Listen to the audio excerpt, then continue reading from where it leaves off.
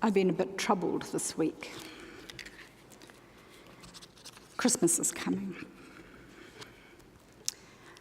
And I was complaining to John that I always seem to be preaching political sermons that seem to challenge either action or thinking.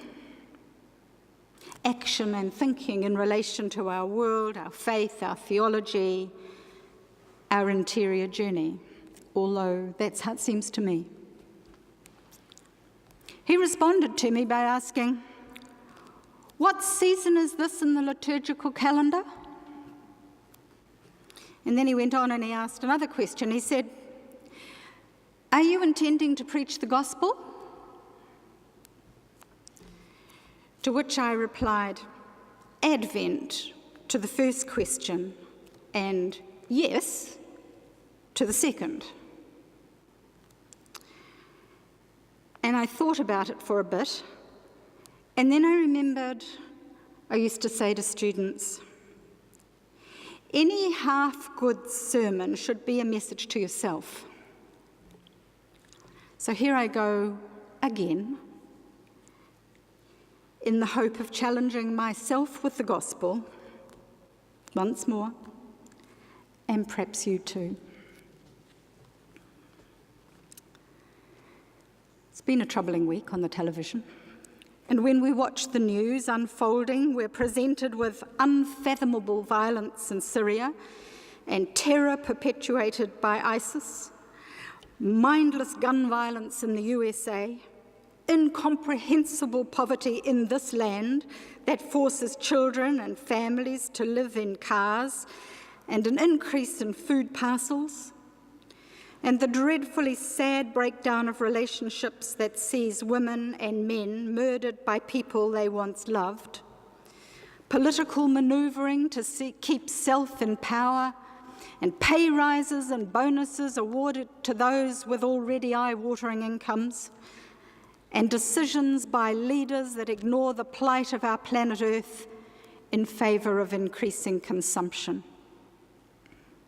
We're seeing history made by war generals, politicians, the power-hungry, and the profit-mongers.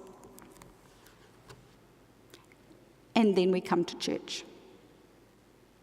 Perhaps we come seeking an antidote to the horror that we hear about, or in the hope of hearing stories that build up our faith, that bring us comfort.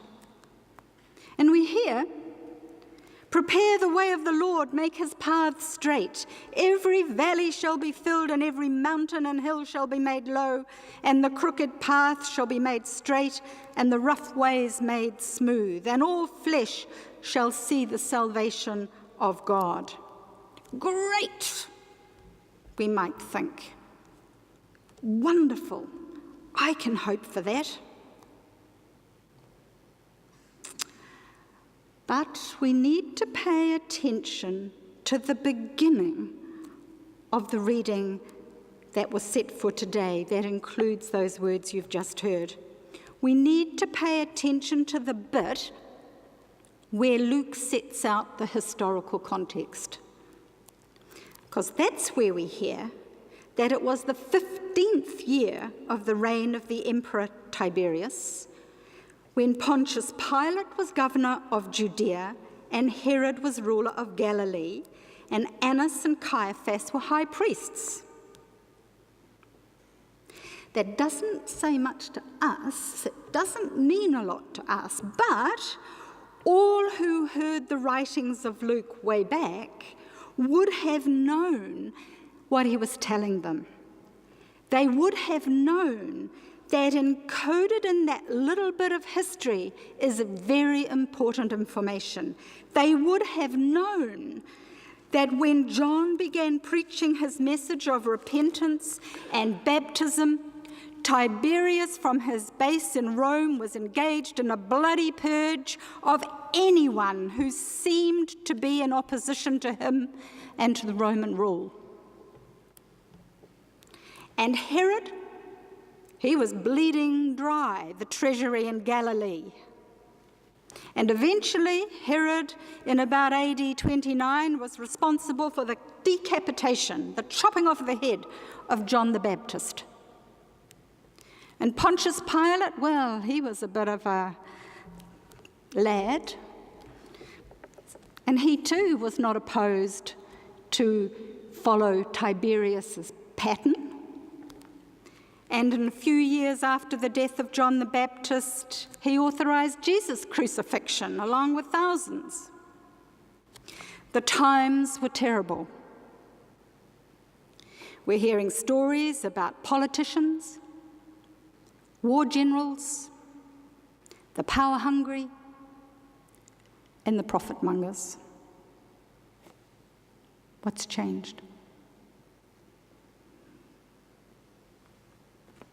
John the Baptist, in many ways, was a voice in the wilderness, calling for repentance, for a change of mind amongst the leaders, for a conversion to a different way. It might seem to us he was dreaming of seemingly impossible changes that would bring about a world of peace with justice and love in the face of the corruption and violence he and his contemporaries were experiencing. And his cousin Jesus took up the dream too, also calling for a change of heart and mind, for a broadening of the horizons of compassion. He was directly confronting those in places of power while at the same time building a people's movement to oppose the corruption, the marginalization, and the social disregard that was rife. Both Jesus and John demanded a change in behavior as well as a change in mindset amongst their followers in how they treated each other and in what they were prepared to accept. And they were demanding, too, a change amongst those with power in relation to their priorities and their sense of responsibility. Both men reach back to the First Testament prophets and wisdom teachers to give substance to the dream of a new and redeemed world, a world saved from despair. Both men were killed within a few years of each other. We shouldn't be surprised about that. We too know what happens to those who speak and act contrary to prevailing power.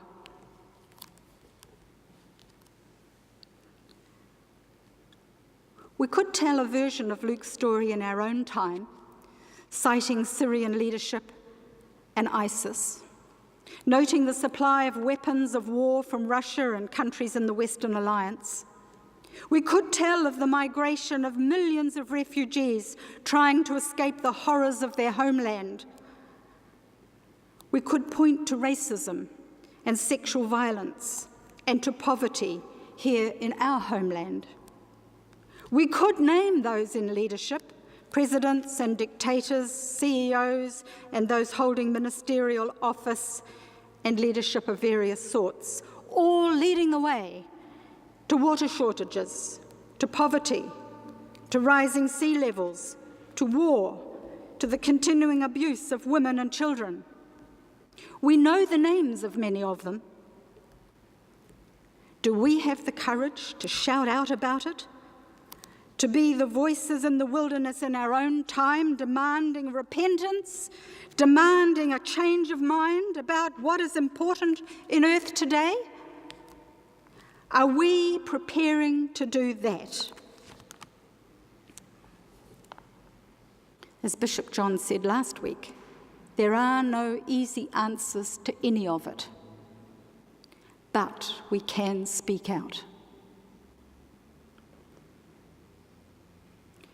We know that the primary theme of the liturgical season of Advent is preparing, getting ready. This year, I said to myself, Susan, what are you preparing for? What are you preparing for as these weeks unfold?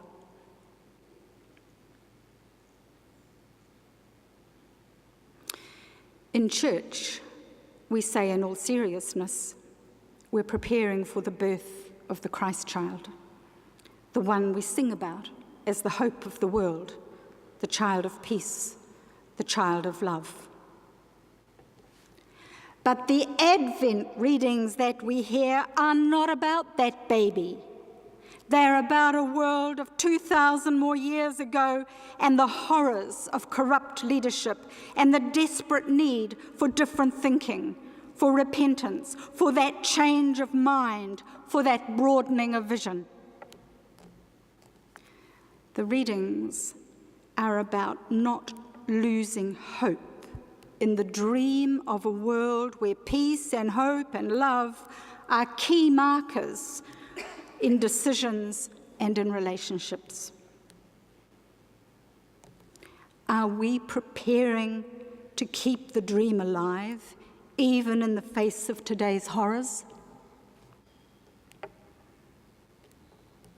John the Baptist and then Jesus, the dreamers, were killed.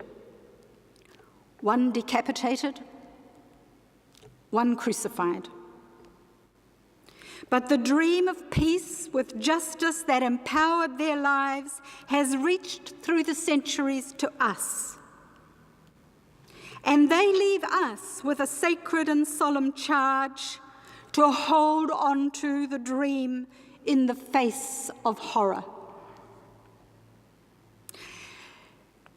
Ask yourself, does the dream still have power enough to challenge you, to change your expectations of what is normal, to change your mind and attitude and behaviour with regard to how we and all the people of the earth can live together and manage our finite resources?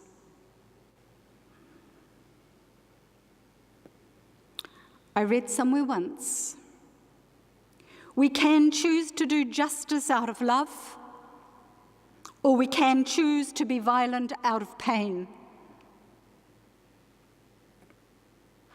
There are lots of people today for whom violence seems to be the choice. For those of us who gather in holy places such as this and hear the stories of John the Baptist and Jesus and others, our ancestors in the faith, the invitation is to choose to do justice out of love. That requires courage. That requires holding on to an impossible dream. That requires being a voice in the wilderness. Are we preparing this Advent for what this means for us in the coming year? I leave that question with you. Only you can answer it. God help us all.